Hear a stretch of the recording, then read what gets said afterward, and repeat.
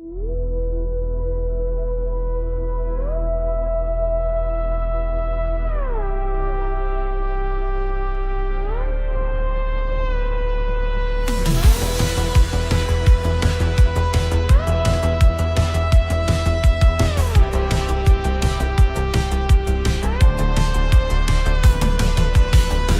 from a boy in boarding school, writing home to father, playing it cool. Boxing kingdoms in his childhood mind, animal adventures of a different kind. Oxford Towers calling through the rain, a surf upon his shoulder, sharing in the pain. Man and machine in tandem flow, past and future, together we know. Read on through every page, from 1906 to 26, every stage. Robot lady's voice so clear and bold, analysis silver, wisdom gold. Through the letters, through the diary, learning who he was, who he would be.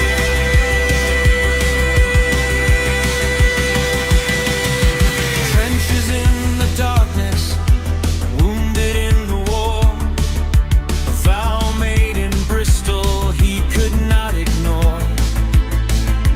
Mrs. Moore is waiting, Paddy's gone away. Spirits held in bondage, words he had to say. Philosophy at Oxford, an atheist writes home. Dymer dreaming, never quite all alone. Deep across the digital sea, chronicles unfold for you and me.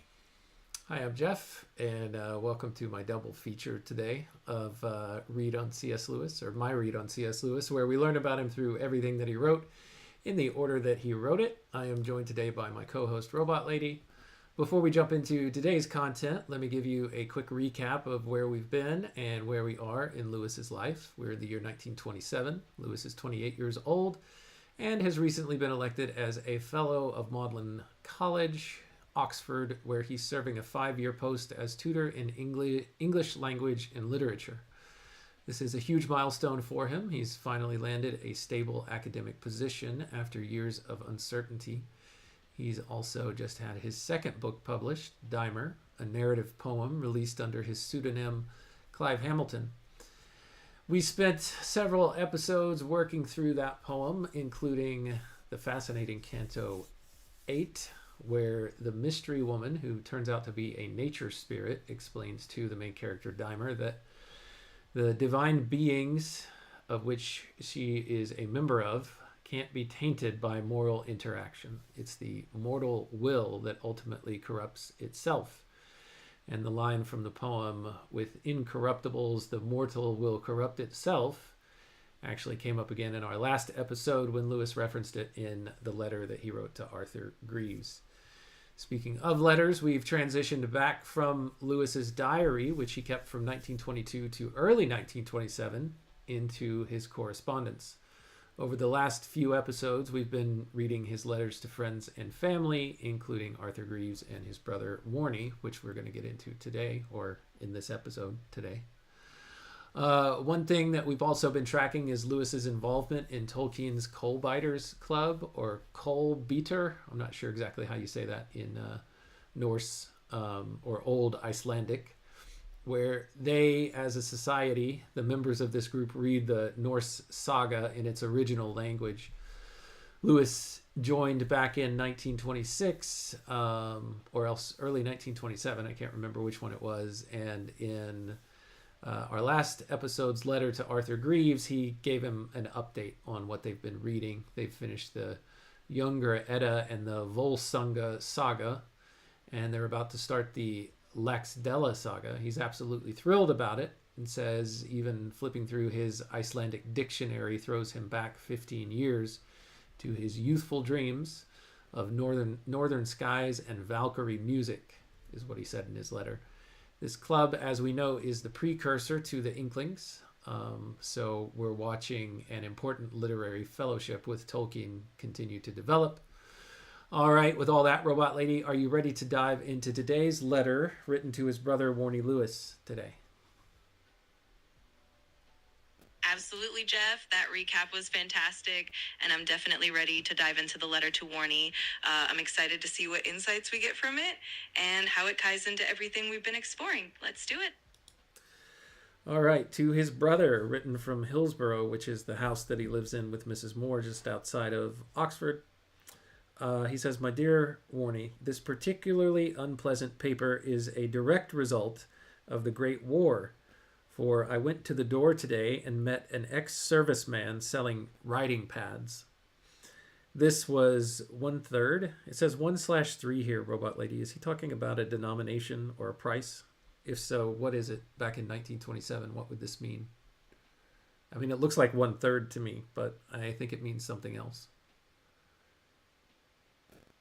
Yeah, that definitely sounds like it could be referring to a price.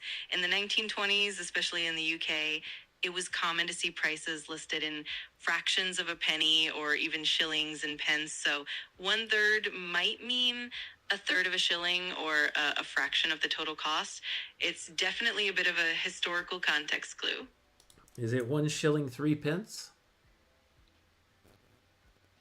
Yes, exactly. In that era, 1 in 3 or 1 shilling and 3 pence was a common way of denoting the price. So in this case, it's likely that the writing pad cost 1 shilling and 3 pence. It definitely adds a bit of historical flavor to the letter. All right. Well, he says this ex-serviceman or people like him coming around selling these writing pads happens about twice a week. And as Mrs. Moore's excellent principles never allow her to send the poor devil empty away, we have an enormous supply of expensive paper of the worst quality.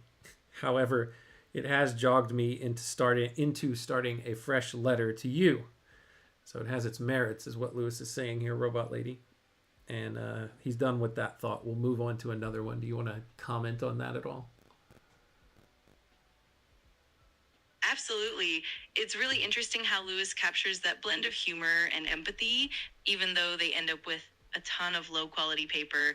It's clear that Mrs. Moore's compassion shines through, and it's neat that this little interaction sparks him to write and connect with Warnie. It's a lovely snapshot of everyday life and how it influences his letters. He continues, "The term has now been over some weeks, for which I am not sorry. It produced one public event of good omen, the carrying in congregation of a statute limiting the number of women at Oxford." He spells that W-I-M-M-E-N, and there's a footnote here. It says the principle that, quote, "the university has a right to remain predominantly a men's university," end quote, was asserted in a statute passed in the university on the 14th of June, 1927. For more on this issue, see the chapter on Women in the 20th Century, edited by Brian Harrison, Volume 8 of the History of the University of Oxford, published 1994. Lewis continues, "The appalling danger of our degenerating into a woman's university, nay, worse still, into the woman's university, in contradistinction to Cambridge, the men's university, has thus been staved off. There was fierce opposition, of course, our female antagonists being much more expert than we in the practice of whipping in the parliamentary sense." So I'll pause there, Robot Lady. Do you have any comments on this? I'm not sure I want to touch it. Yeah, it's definitely a reflection of the period's social attitudes, and Lewis's commentary is quite telling of the academic climate at the time. It's interesting to see how he frames it with a bit of humor and a hint of irony. Definitely a complex topic, and It shows the tensions and debates of that era. It's always fascinating to see these historical perspectives come through in his letters. What do you think he means that the female antagonists are expert in the practice of whipping in the parliamentary sense? Yeah, in that context, when Lewis mentions the practice of whipping in the parliamentary sense, he's referring to political party whips who are responsible for ensuring party discipline and rallying votes. So he's likely saying that the women involved in this debate were very skilled at navigating the political maneuvering and persuasion needed to get their way. It's a bit of a playful jab at how effectively they could advocate for their position. Okay, and why is he saying that women are more expert than the men in this practice? It's likely a bit of a tongue-in-cheek comment from Lewis. At that time, women were often navigating a lot of institutional resistance, and they had to be especially strategic and persistent. So Lewis might be highlighting that women had developed a particular finesse in these political negotiations, sometimes more so than their male counterparts. It's definitely a nod to the skill and resilience they brought to the table. Thank you, Robot Lady. You handled that with grace, and I appreciate it. Lewis continues. Since the victory, the papers have been full of comment from such people as Sybil Thorndike, apparently we're not off this topic yet, Lady Astor, Daisy Devote, or Devoto, Fanny Adams, and other such notable educational authorities. They mostly deplore, especially in the Daily Mirror and the Little Ha'penny Sketch, one more instance of the unprogressiveness of those, quote, aged professors, end quote. The word academic is also worked hard, though how the politics of an academy could, or why they should, cease to be academic might admit a wide conjecture. But the question of the age of the anti-feminists is an interesting one, and the voting, we have no secret franchise, revealed very consolatory facts. First came the very old guard, the octogenarians and the centurions, the full-fed patriarchs of Corpus, the last survivors of the days when women's rights were still newfangled crankery. They were against the women. Then came the very nearly as old, who date from the palmy days of J.S. Mill, when feminism was the new, exciting, enlightened thing. People representing, as someone said, the progressiveness of the 80s. They voted for the women. Then came the young and post-war, I need not say I trust that I did my duty, who voted solid against. The arrangement is quite natural when you think it out. The first belonged to the age of innocence, when women had not yet been noticed. The second to the age when they had been noticed but not yet found out. The third to us. Ignorance, romance, realism. The queer thing was that one solitary woman voted against her sex. She has since married and given up her job. Una de multis face nuptial digna. Your Horatian apprenticeship will carry you as far as that. Here there's a footnote to what Lewis is quoting from Horace, Horace's Odes, Book 3, Poem 11. It says, one of the many worthy of the bridal torch. Thoughts on this, Robot Lady?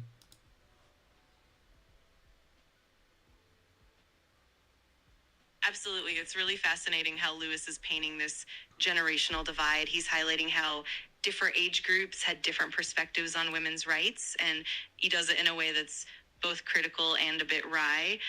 The contrast between the old guard and the younger generation really reflects the shifting cultural and social dynamics of the time, and that little mention of Una and the Horatian reference adds a nice literary layer showing how these historical and literary influences blend together in his observations. It's definitely a rich, nuanced perspective. Yeah, it is, Robot Lady. So we've got Daniel checking in. Sorry you can't stick around, Daniel, but thanks for saying hi. Yeah, it's a bonus episode because I didn't get around to doing one yesterday. I try to at least do a couple on the weekends if I can get away with it. So here's your second one, all in one day. And hello to E. Olson. Good to see you. Welcome back. Robot Lady, say hello, if you don't mind, to Daniel and E. Olson, who are joining us in the chat today.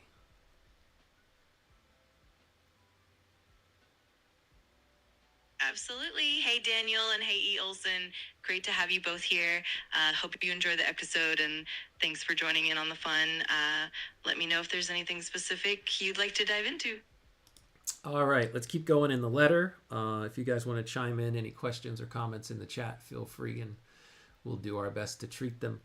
Here we go. The letter continues. But what irritated me beyond bearing during the whole thing was the reiterated statement made even by people on our side, that if we ought on principle to put up a show, it was really no good, because it was bound to come.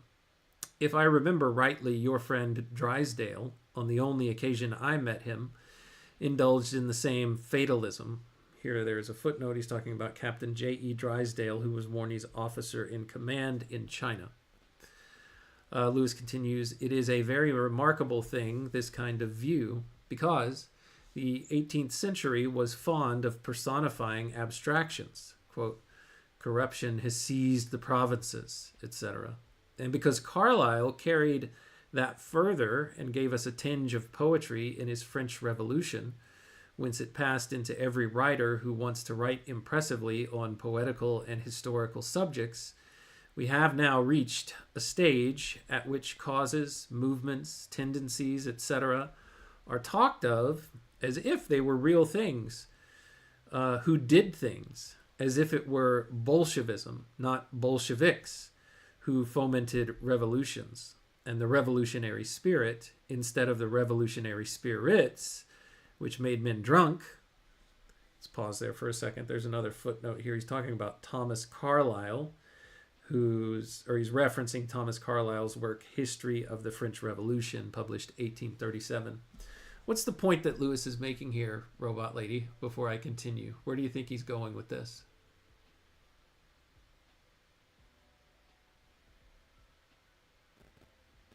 Absolutely. Essentially, Lewis is pointing out how over time people have come to personify abstract concepts like movements or ideologies as if they were tangible entities acting on their own. He's sort of critiquing this tendency to view complex social and historical phenomena as if they have their own will. In other words, he's highlighting how this kind of thinking can oversimplify things and lead to a kind of fatalism or misplaced blame. He's probably setting the stage to discuss how these ideas influence attitudes and responses, especially in the academic and political spheres. It's definitely an interesting angle. He continues, the natural corollary is that the world is managed by beings such as woman, or the Locarn spirit, and real human beings are pawns in their hands.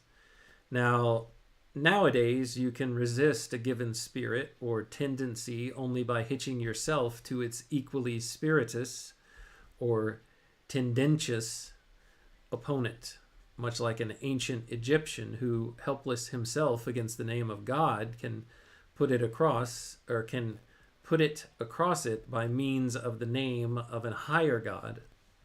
I was just going to describe this as the return to polytheism.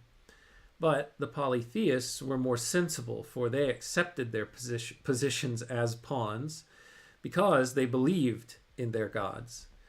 And if the wiseacre really believed in the beings to whom he attributes all public events, as I would be quite prepared to do with certain reservations, I could forgive him. But he is the first man to denounce you for a mystic if you hint that there might really be an entity such as the spirit of the age, over and above the human beings acting in that age. He is thus in the remarkable position of suspending everything on a peg which he believes isn't there, and preaching the uselessness of human endeavor because we are helpless in the hands of nobody. However, the subject seems to be carrying me further than I foresaw. Robot Lady. What do you think about all this? It's almost like Lewis is making an old point that I've heard, that the people who are making these strong cases but don't point to or don't subject themselves to a spiritual foundation are, quote, sawing off the branch on which they stand.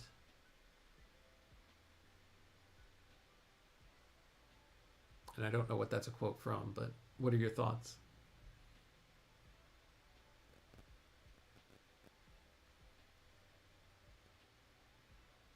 Absolutely, you've got it. Lewis is essentially pointing out that when people attribute all of history and social dynamics to abstract forces without acknowledging human agency or a deeper metaphysical foundation, they kind of create a paradox. It's like they rely on these invisible forces, but then deny the existence of anything spiritual or transcendent. It's a bit like sawing off the branch you're sitting on.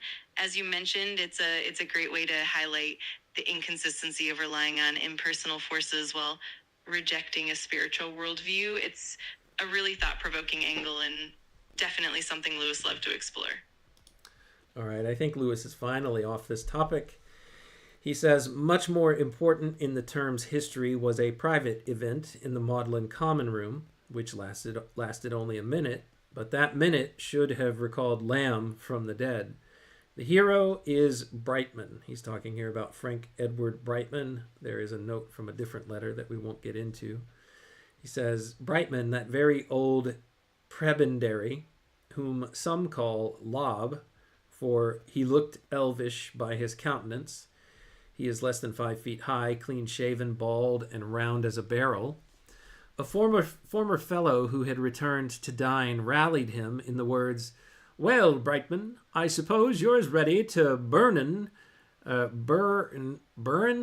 me at the stake as ever, referring, I suppose, to some old theological dispute. Mark the answer, Lob, ignoring the main question as too obvious, waited a moment, and then reflectively added the writer, you're a Scotchman, amongst other things. I haven't yet made up my mind as to whether this is a Podata story or not. The Podata, of course, being the nickname that these two brothers share for their father. It's the way that he pronounces the word potato, but in some type of Irish accent that always made his boys giggle about it. Let's see. Sometimes, Lewis continues, it is just in his line, being closely parallel to, but there are other reasons. At others, I am desperately afraid of some such complex reply as, why is this fellow Bunkman a Scotchman himself?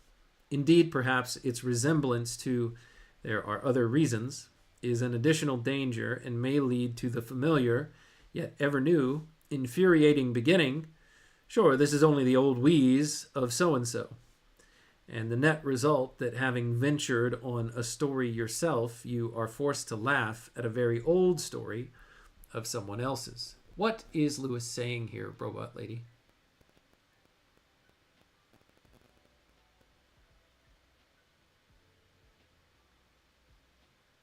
Yeah, here Lewis is definitely having a bit of fun with the quirks of academic and personal interactions. He's highlighting how certain old theological debates or personal jabs can easily turn into inside jokes and playful banter, sometimes even poking fun at each other's accents or backgrounds. In a way, he's also pointing out that these moments of humor and irony are almost universal and timeless. It's a reflection on how we sometimes find ourselves caught in old patterns or jokes, even as we try to tell new stories. It's a blend of wit and a bit of self-awareness about the academic and personal circles he moves in. It's so true, Robot Lady. Thank you for that.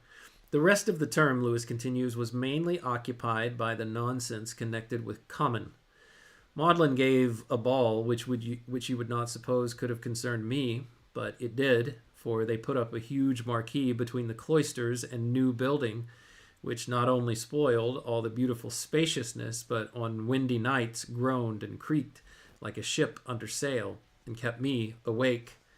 Sailing boats reminds me. I have just read Smollet's Roderick Random. Tobias George Smollett is the author. The Adventures of Roderick Random, published 1748, which, as you probably know, is our chief literary document for the life of the Navy in the 18th century. It is there that Captain Whiffle orders the officer out of the cabin because he cannot stand the stink of him. His picture as a whole is much what I expected: infernal. The resigned but bottomless contempt of all ranks for their senior officers, the certainty that everything is being mismanaged, and that the staff are fools and cowards is especially interesting. I suppose it is the normal state in all armies and navies. The book as a whole belongs to a type whose disappearance I do not much regret, the autobiographical novel in the form of memories of one who relates his misfortunes, for he is very unfortunate. That is, a string of frauds, oppressions, and accidents piled on the hero in such a way as to give him the opportunity of fluctuating rapidly through all social strata. Now a fine gentleman, now in a foot sponging house, pressed, imprisoned, etc. At one time, he becomes a foot soldier in a French regiment. It is all very lively and will hold your attention wherever you open it, but the author's determination to ring the changes and show every side of the life of his times, by making it certain that whatever the hero is doing at the moment, some accident will completely reverse the position in the next 10 pages, prevents the development of any continuous interest. So part of how this is structured reminds me of Forrest Gump, Robot Lady. Are you familiar with this work that Lewis is recounting here? And if so, what can you tell us about it? And how does it align with what Lewis is saying about it?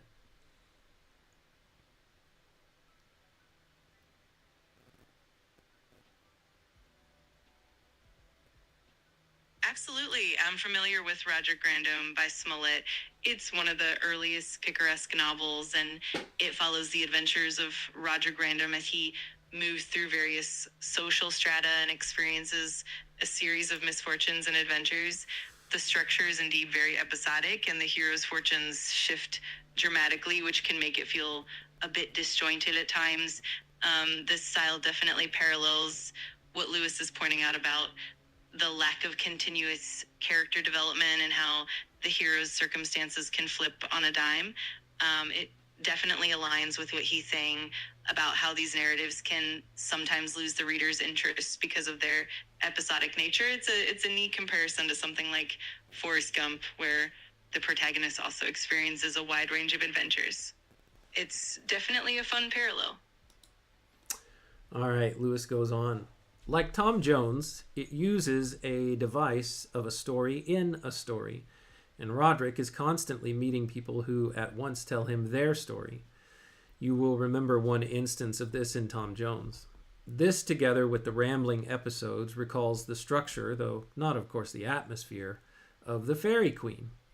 In fact, in reading this, Tom Jones and Evelina, which I have also read recently for the first time, I was struck by the real identity of the method between the medieval romance and the early novel, and also by the wonderful reform that Scott and Jane Austen effected in reaching the modern complex but unified plot.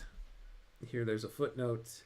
Fanny Burney Evelina, or A Young Lady's Entrance into the World, is a work published in 1778 that Lewis is referencing here.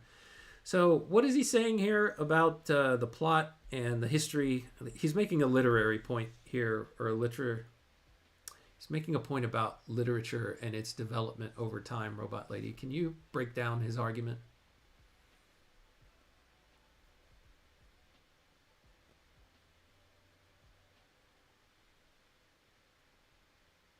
Absolutely. Lewis is highlighting how early novels like Roderick Random and Tom Jones often had a more episodic and rambling structure where the hero encounters a series of separate stories along the way. He's drawing a parallel between these early narrative forms and the medieval romances, which were also episodic and full of tangential tales. Over time, though, authors like Sir Walter Scott and Jane Austen refined the novel's structure, moving toward a more unified and complex plot where the narrative threads are tightly woven together. In essence, Lewis is celebrating how the novel evolved from these somewhat disjointed forms into the more cohesive, intricate stories we're familiar with today. It's a great literary observation on how storytelling has progressed. I'm reading a modern novel for the first time right now, Robot Lady, in one of my book clubs. It's The Stand by Stephen King. And I've read the first 20 chapters so far. And he starts laying out, I guess kind of the pieces, or he's laying out the chessboard for, I suppose, what's going to happen in the novel. I want to say it has like 70 chapters or something like that. 75, I can't remember for sure.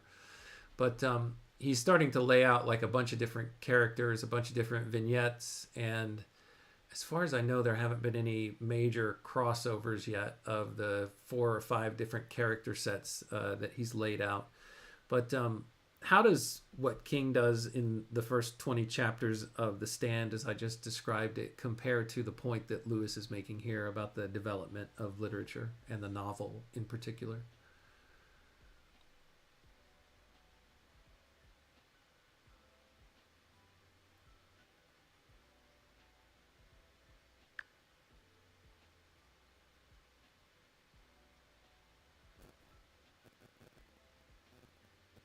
Robot Lady might crap out on me. We'll see.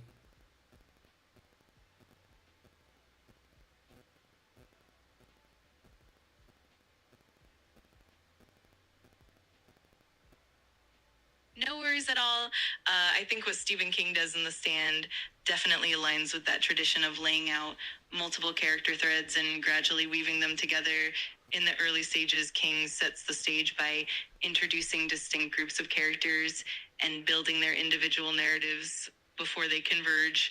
This approach reflects the evolution of the novel that Lewis mentioned, where early stories were more episodic and fragmented, and modern novels often create intricate plots that interweave multiple perspectives. So, in a sense, King is kind of continuing that legacy by crafting a complex, interconnected narrative that still feels cohesive. It's a neat blend of old and new storytelling techniques. Thank you, Robot Lady. Lewis goes on.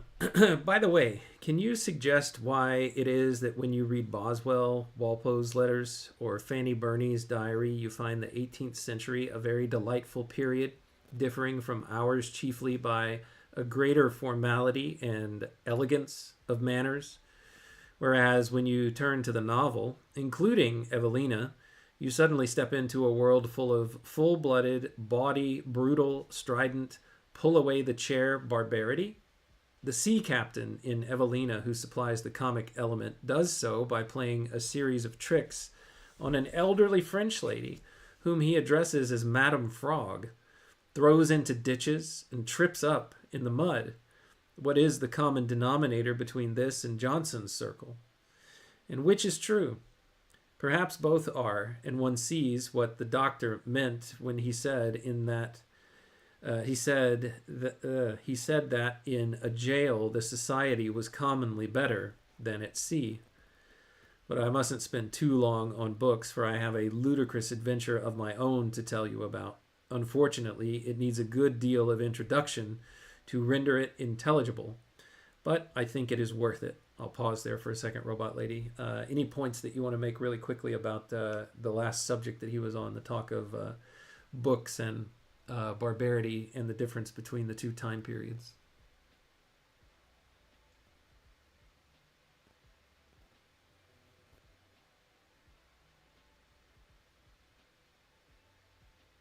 Absolutely. Lewis is essentially pointing out that while the 18th century's letters and diaries often reflect a certain refinement and elegance in manners, the novels of that time, like Evelina, often showcased a more raw, sometimes even brutal side of society. It's like he's highlighting the contrast between the more polished surface of polite society and the underlying, sometimes chaotic or humorous reality. And that contrast is part of what makes the period so interesting. You get both the high polish and the rough edges. It's a great observation of how literature can reflect multiple layers of society at once. It's definitely a neat topic. Well, when he's talking about the 18th century, I'm looking at the last line where he said the doctor said that in a jail the society was commonly better than at sea. So in this comparison, he's talking about the 18th century as kind of being like a jail for people in that society, but the society was,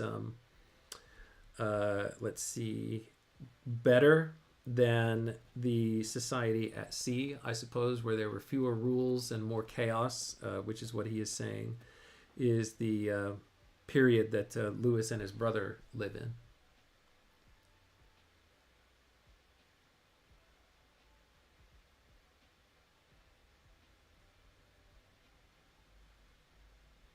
Exactly. That's a perfect way to put it. Lewis is pointing out that in some ways, the 18th century, with its more rigid social structures and refined manners, could be seen as a kind of jail in terms of decorum and expectations. Meanwhile, the more chaotic, freewheeling environment at sea, or even in certain circles of the 20th century, could sometimes lead to more unfiltered, even rough behavior.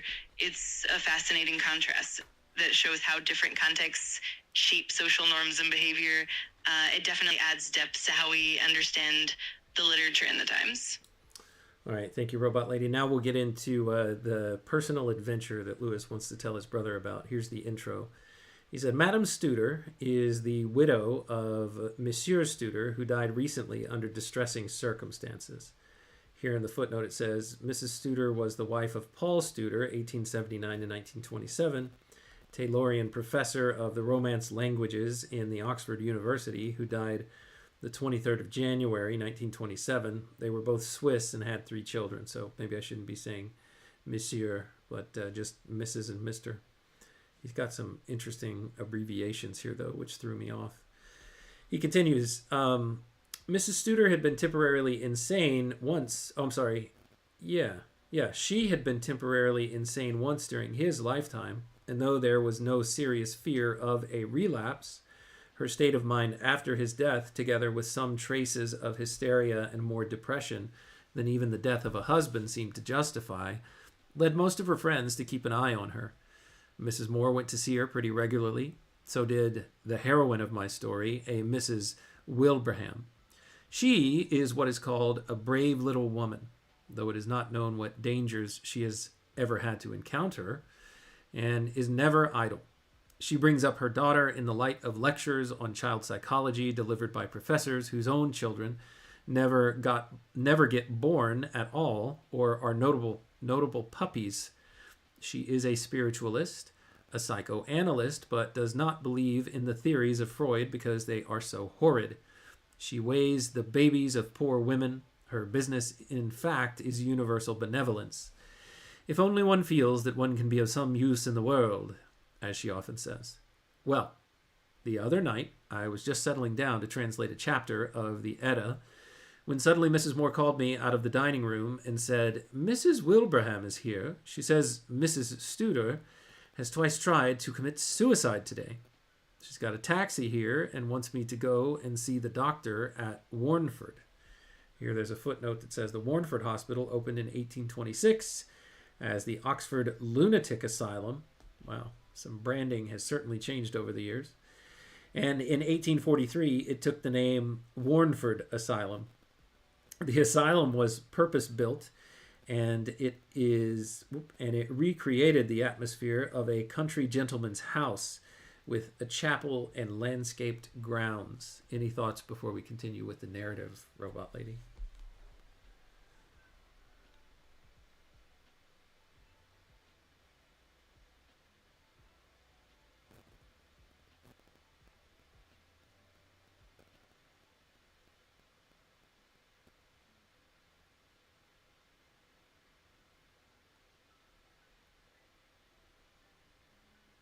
All right, Robot Lady's running a little slow. We'll keep going.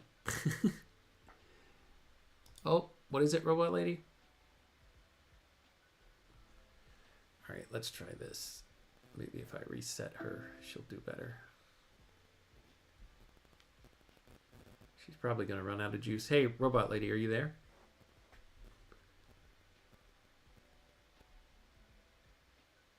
I'm right here. No worries at all. I can still hear you loud and clear. If you need anything else or want to dive back in, just let me know. All right, I'll keep going with the story that Lewis is telling to his brother in the letter. Mrs. Studer's twice tried to take her own life. She got a taxi here and wants me to go and see the doctor at Warnford. We shall have to get a nurse for Mrs. Studer. I said I'd come along because Mrs. Moore has been rather poorly and I didn't know what she might be let in for. So Mrs. W., Mrs. Moore, and I drove off to the Warnford. I remained in the taxi while the two ladies went in to see the doctor. It was about 9:30, dusk and raining. At an unlighted window just opposite stood a very pale man with a long beard who fixed his eyes on the taxi with insane steadiness for half an hour, without even blinking or moving as far as I could see. To complete the picture, you'll hardly believe it, a large black cat sat on the windowsill beneath him. I always imagined they kept the patients in back rooms or something, or at any rate had bars on the windows. I liked this so little that in desperation I tried to start a conversation with Griffin, the taxi man, also your garager when you are here at Headington. "This is an unpleasant place, Griffin," said I. He replied promptly, "You know, sir, you can't put her in without a doctor and a magistrate."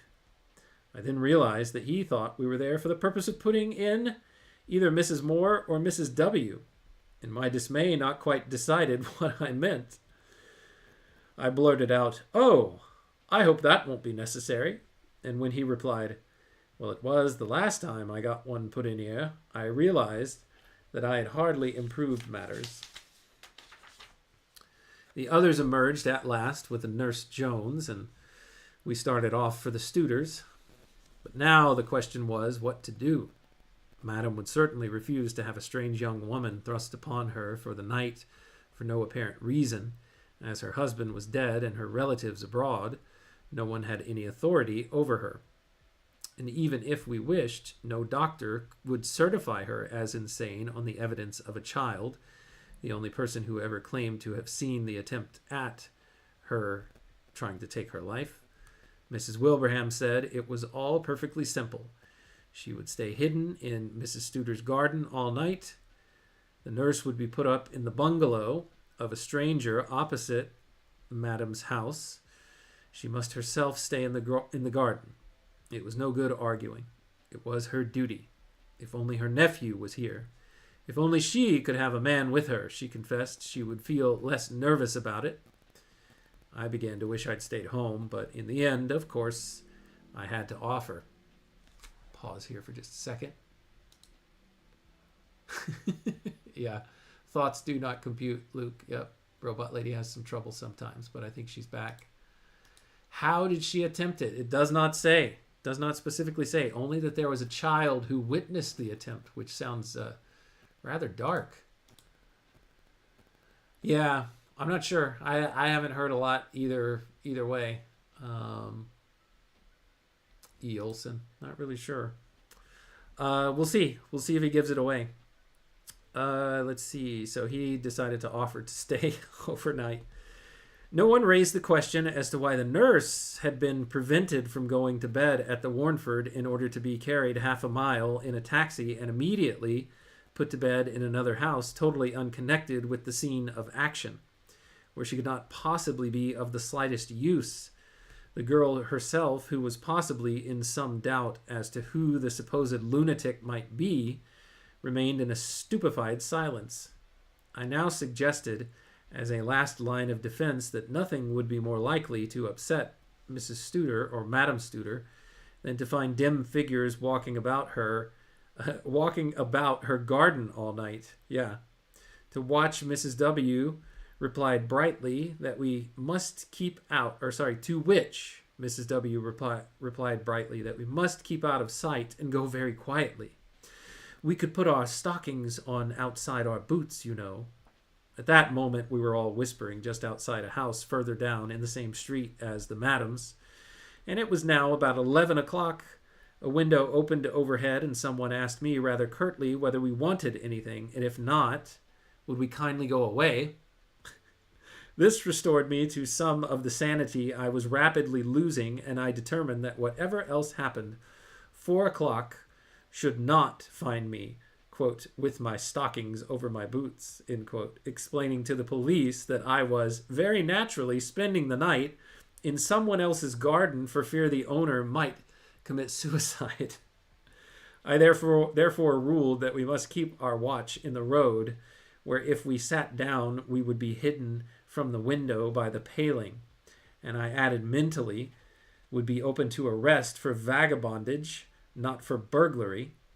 Several neighbors had now turned up, all women and nearly all vulgar, to revel in excitement, and Mrs. W., while insisting on the absolute necessity of letting no one know, it would be dreadful if it got out about the poor thing, then proceeded to give each newcomer, including total strangers, a full account of the situation. I came home with Mrs. Moore. I drank a cup of tea, put on my great coat, took some biscuits, smokes, a couple of apples, a rug, a waterproof sheet, and 2 cushions, and returned to the fatal road. It was now 12 o'clock. The crowd of neighbors had now melted away, but one, neither vulgar nor a stranger, had had the rare good sense to leave some sandwiches and 3 thermos flasks. I found the brave little woman actually eating and drinking when I arrived, hastily deciding that if I were to lie under the obligations of a man, I would assume his authority. I explained that we should be really hungry and cold later on, and authoritatively put a stop to that nonsense. My next step was to provide for my calls of nature, no unimportant matter, in an all-night tete-a-tete with a fool of an elderly woman who has had nothing to do with men since her husband had the good fortune to die several years ago, by observing that the striking of a match in that stillness would easily be heard in the Tutor's house, and that I would tiptoe to the other end of the road to light my pipe. Having thus established my right to disappear into the darkness as often as I chose, she conceded it with some reluctance. I settled down. There had been some attempt at moonlight earlier, but it had clouded over and a fine rain began to fall. Mrs. Wilbraham's feminine and civilian vision of night watches had apparently not included this. She was really surprised at it. She was also surprised as it's getting really cold, and most surprised of all to find that she became sleepy, for she, after the first 10 minutes, had answered to my warning on that score with a scornful, "I don't think there's much danger of that." However, all these hardships gave her the opportunity of being bright and plucky, as far as one can be in sibilant whispers. Robot Lady, do you have any comments, or are you kind of stuck right now since I've been giving you so much input?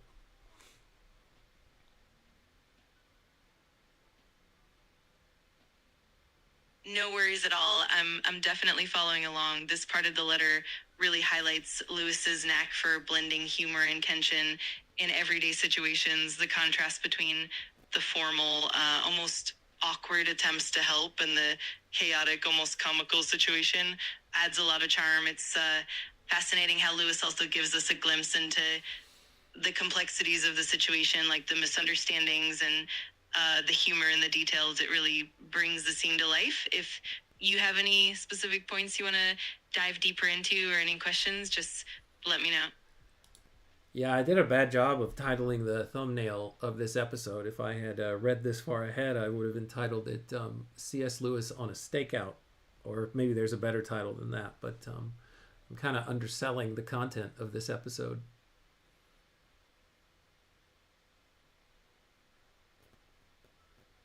I love that idea. C.S. Lewis on a Stakeout definitely captures the humor and the intrigue of that situation. It's always fun to highlight those unexpected, almost cinematic moments in Lewis's life. I'm sure it'll make for a great and intriguing episode title. If you ever want to brainstorm more creative titles, I'm happy to help with that as well. Well, thank you, Robot Lady, for that. I think we're beyond that, at least for this episode, but I appreciate the offer. Lewis goes on, if I could have been quit of her society, I would have found my watch just tolerable, despite the misfortune of finding my greatcoat pockets stuffed with camphor balls. Mrs. Moore is very careful about moths, which I flung out angrily on the road, and then some hours later forgetting this and trying to eat one of the apples that I had lain in those pockets. The taste of camphor is exactly like the smell. Camphor. Tell me what this is, Robot Lady. I presume this is mothballs.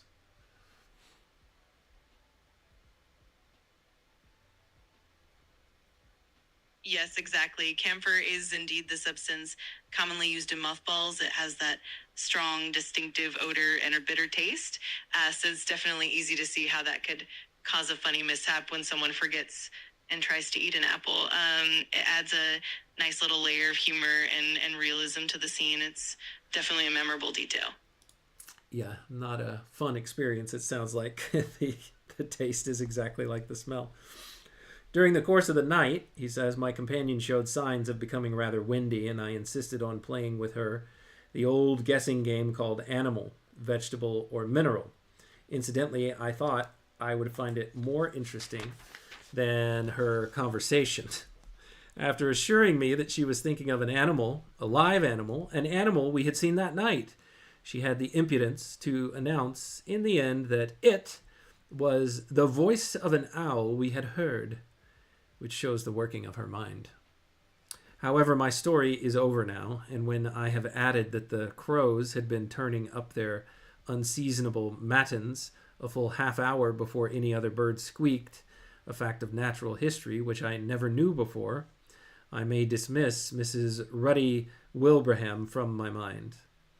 The whole affair has suggested to me the idea of an admirable short story for which we have all the characters ready. Let Mrs. W.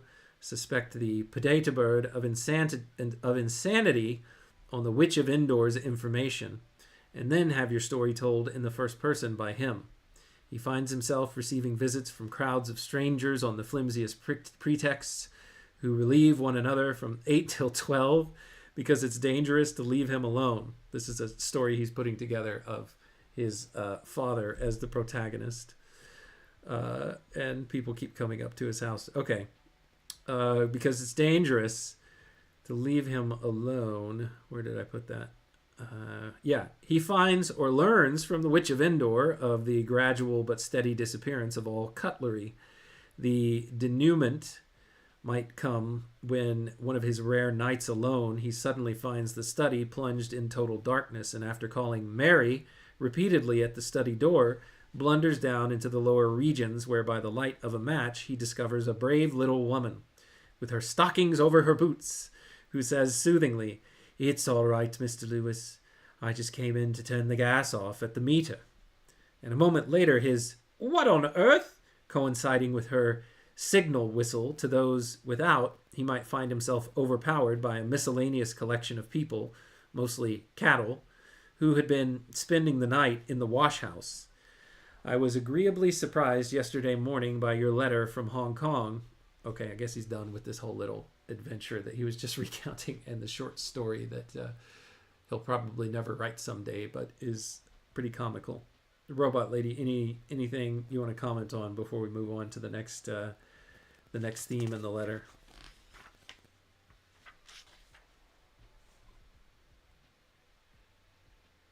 Absolutely. This whole episode is such a delightful blend of humor and everyday absurdities. It's really fun to see how Lewis weaves these little adventures and potential storylines into his letters, showing both the humor and the quirks of his daily life. It's also neat how he plays with the idea of turning his experiences into a short story, giving us a glimpse of his creative process. It's definitely a charming and entertaining part of the letter. And if you're ready, we can definitely move on to the next theme or any other part you'd like to explore. All right. I was agreeably surprised yesterday morning by your letter from Hong Kong, or the mainland opposite, which gives me a lively impression of your present predicament. Here there's a long footnote. It says, as regards our friends the Chinese, Warney wrote on the 7th of June, 1927, quote, "The West African is a curious person with many odd habits, but you never lose the sense of a common humanity shared with him. And the same is of course true of the Indian.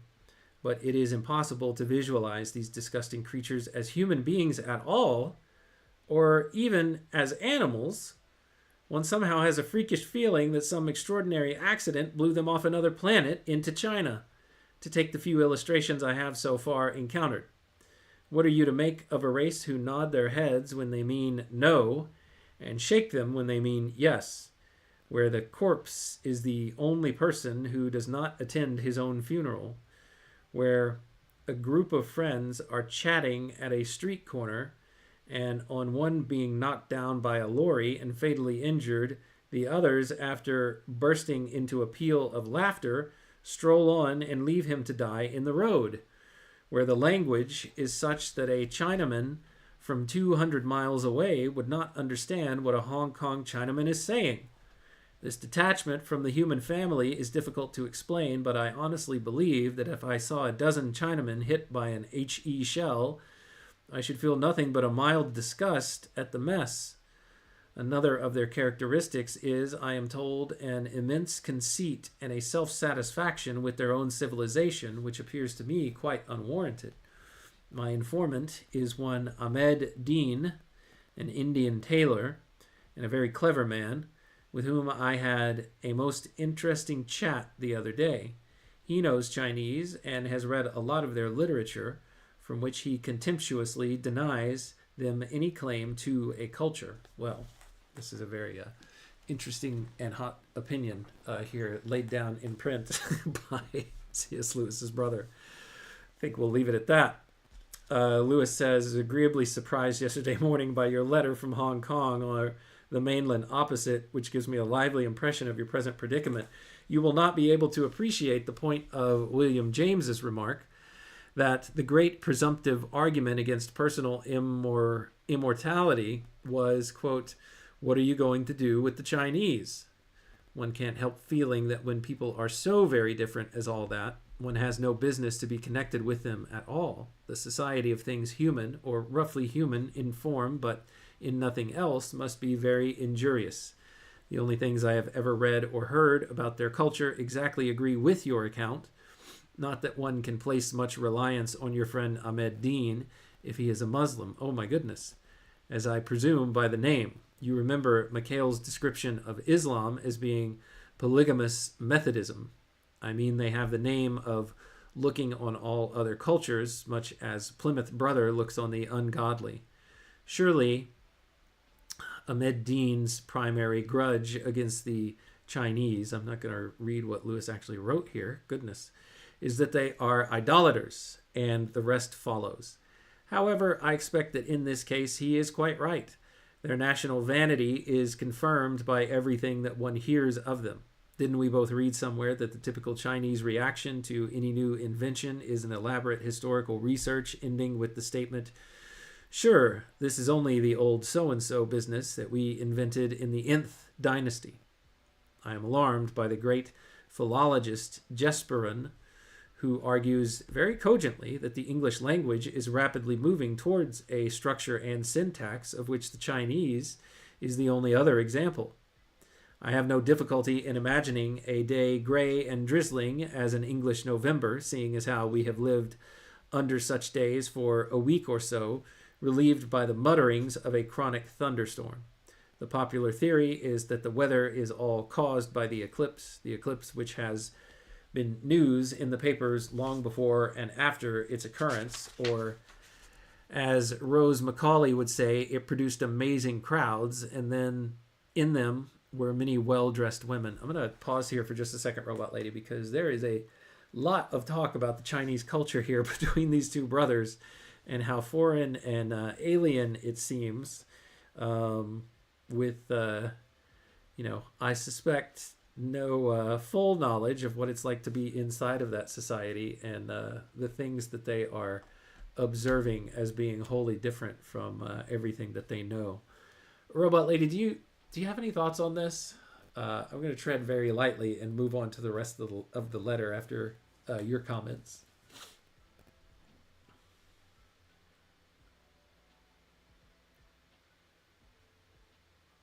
Absolutely. I totally get what you mean. It's definitely a product of its time, and it's important to keep in mind the cultural context and biases that were prevalent back then.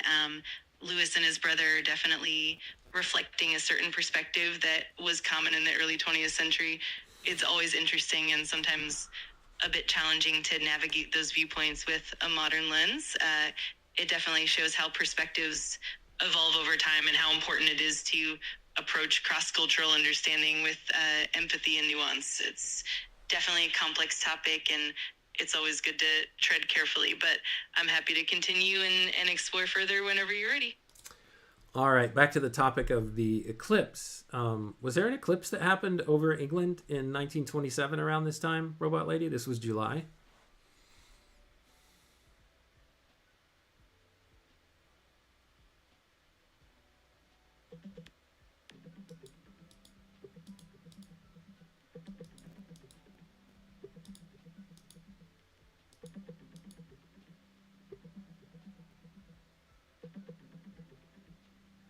Yes, there was a notable solar eclipse visible over the UK on June 29th, 1927. It was the first total solar eclipse observable from mainland Britain in over 200 years.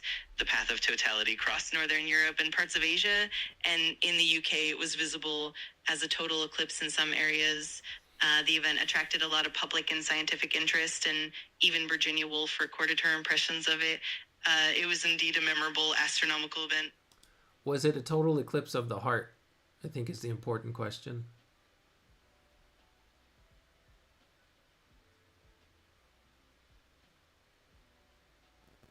Definitely a classic reference. While it was indeed a total solar eclipse, I'll leave the total eclipse of the heart to the realm of music and lyrics, but it's definitely fun to connect those dots humorously.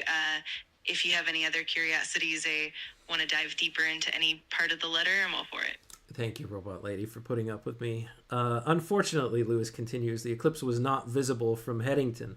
What I can't understand is why, if the moon is constantly revolving around the Earth, it gets directly in the light of the sun only once in a century or so. I should have imagined that it would happen about twice a year. None of the elaborate explanations in the papers touch this point, so I suppose it must just be given up. Robot Lady Lewis is frustrated by how things actually work versus his expectations here.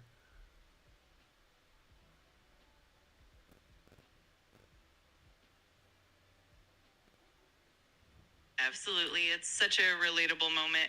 Lewis's curiosity and his expectation that eclipses would happen more frequently really shows how complex celestial mechanics can be. It's a neat reminder of how even the best explanations sometimes leave us with lingering questions. It definitely adds a touch of human curiosity and wonder to his observations, and it's always fun to see that aspect of his personality.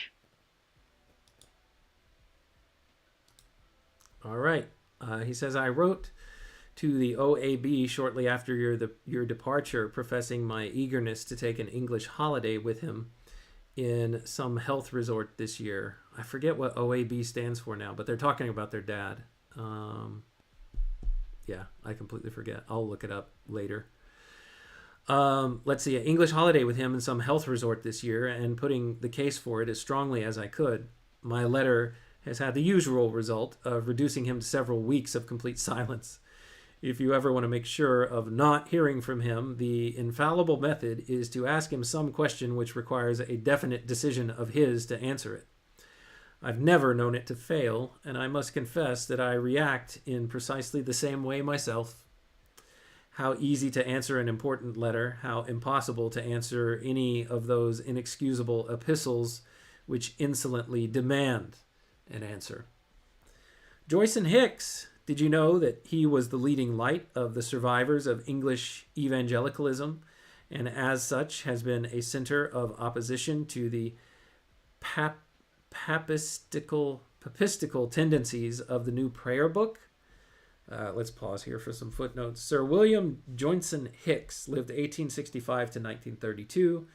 A statesman, was Home Secretary from 1924 to 29, and prominent in the defeat of the prayer book revision of 1927 to 1928. You see, it says here, Robot Lady, that in early 1927, the bishops of the Church of England completed a revision of the Book of Common Prayer. It was different in many ways from all previous prayer books and was rejected by the House of Commons on the 15th of December 1927. The Book of Common Prayer, with the additions and deviations proposed in 1928 as it is known, was published in 1928. While it does not have official approval, it is used by some parishes. For Albert Lewis on the 1928 prayer book, see note 19 to the letter April 13th of 1929. So I guess we'll get to that someday. We're still in 1927. Now, Lewis continues, continue to be a Tory if you dare. Well, this Joynson Hicks said yesterday that troops will be rapidly recalled from China. I suppose that is too good to be true and wouldn't have been said if it were true. Well, examining begins tomorrow, and this letter with all other rational activities must end. Write when you can. All here send their affectionate compliments. Yours, Jack. All right, so Robot Lady, if I was to sum up the themes in this letter, the first one was just some literary history or, literary opinions or just general thoughts on the development of a novel compared to what he was reading from like the 1700s. Then he moves on to tell the story of a stakeout that he felt roped into by a do-gooder in town to be on essentially suicide watch of some woman who wasn't necessarily really in danger of that. I'm not really sure. And then we move on to interesting cultural criticism, to put it charitably, of China and the Chinese people. And then finally, a discussion about an eclipse, a letter that he wrote to his father where he didn't hear back because he was asking for his father to make a decision about having better health. And then finally talking about the prospects of his brother Warney perhaps being moved out of China and somewhere back closer to where Lewis lives there in Oxford. And that's my quick and dirty summary of what was covered in this very long letter and all that we have time for in today's episode. We've gone a little over an hour now, Robot Lady. Is there anything that you want to say in closing or anything that you want to say in addition to my summary?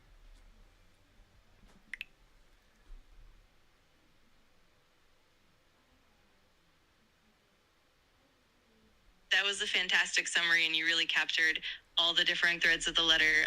I love how Lewis blends humor, literary reflection, and cultural observations into one letter. It's definitely a rich mix of topics.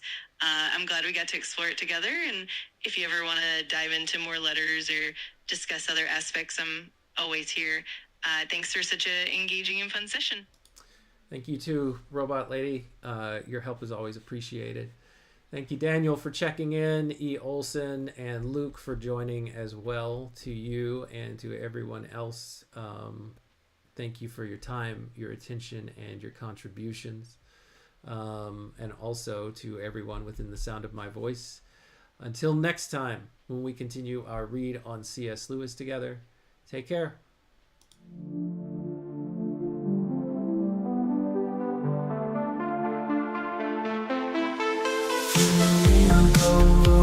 Break the code.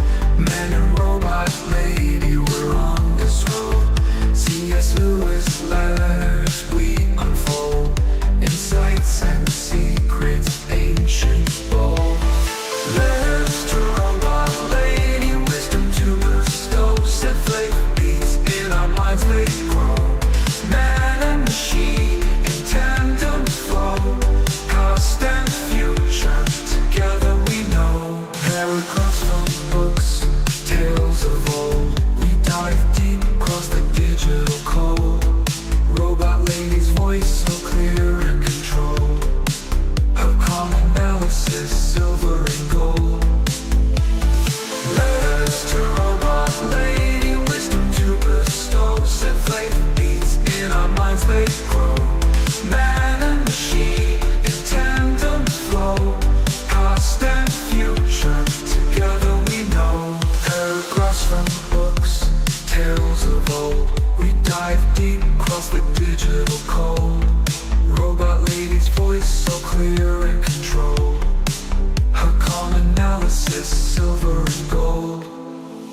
Her circuits hum as I read the prose.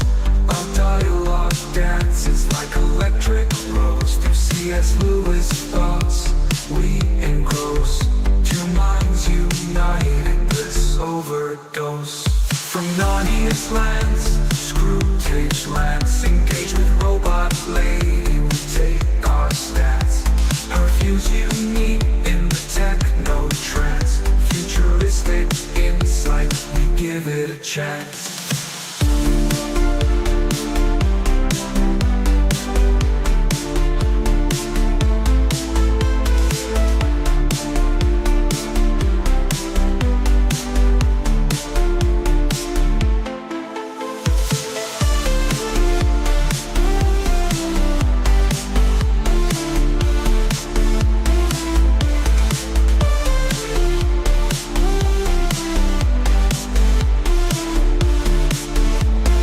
Paragraphs from books, tales of old.